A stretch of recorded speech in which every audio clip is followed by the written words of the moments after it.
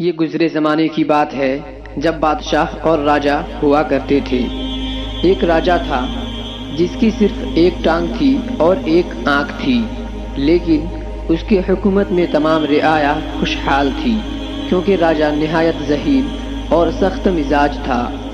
اس کے فیصلے سخت لیکن بھلائی کے حق میں ہوا کرتے تھے۔ تھا تو وہ راجا لیکن عام لوگوں کی سی زندگی گزارتا تھا، جس کی وجہ سے وہ ہر پل رعایا کے قریب ہوتا تھا۔ خاص و عام ہر وقت اس سے مل سکتے تھے۔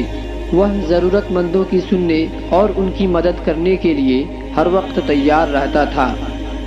ایک دن راجا کے دل میں یہ خیال پیدا ہوا کہ کیوں نہ میں اپنی شاندار تصویر بنوا کر دربار میں لگاؤں۔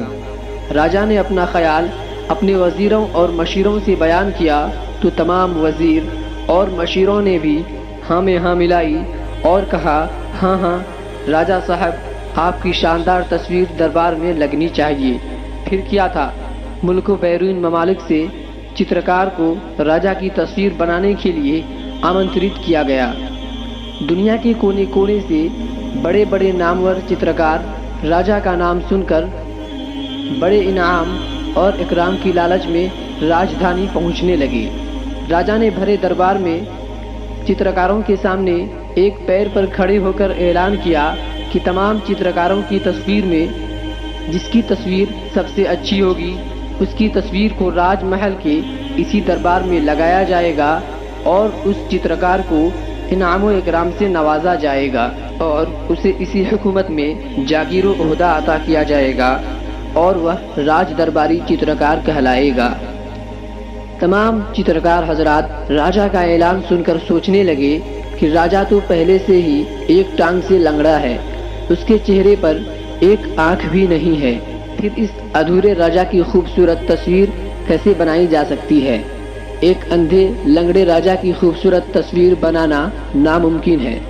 اگر ہم نے تصویر بنائی اور وہ راجا کو پسند نہیں آئی تو یہ سخت اور بد دماغ راجا ہمیں سزا دے گا۔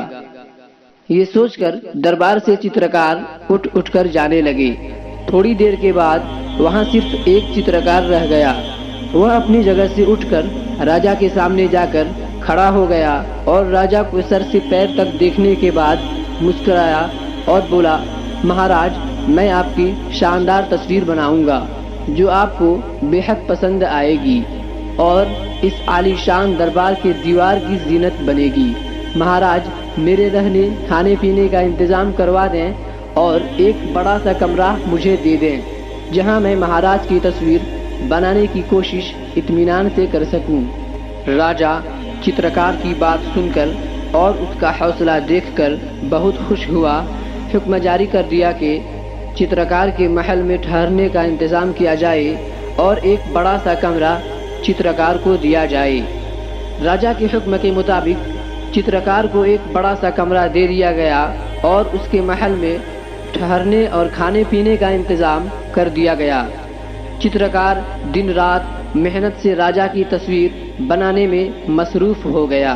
چند دنوں بعد جب تصویر بن کر تیار ہو گئی تو چترکار نے راجا کو جا کر بتایا کہ مہاراج، تصویر بن کر تیار ہو گئی ہے، آپ دربار لگائیں، میں تصویر کی نقاب کشائی دربار میں کرنا چاہتا ہوں تاکہ آپ کے وزیر، جاگیردار، نواب اور تمام چترکار ایک ساتھ میری بنائی ہوئی آپ کی تصویر کو دیکھ سکیں۔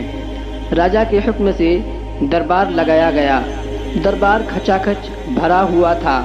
سب کی نظریں نقاب کے اندر چھپی راجا کی تصویر دیکھنے کے لیے بےتاب تھی۔ چترکار نے راجا سے اجازت لی اور تصویر سے نقاب ہٹائی تو دربار میں موجود ہر شخص نے دانتوں تلے انگلی دبا لی۔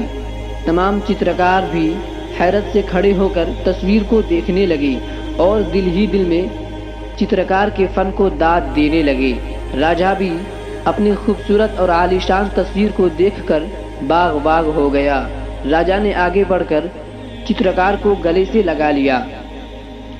چترکار نے جو شاندار تصویر بنائی تھی وہ کچھ اس طرح تھی کہ راجا ایک پیر موڑ کر زمین پر بیٹھا ہوا ہے، دونوں ہاتھوں میں اس زمانے کی وزندار بندوق ہے، راجا کی ایک آنکھ بند ہے، سامنے شیر ہے اور راجا شیر کو اپنا نشانہ بنا رہا ہے۔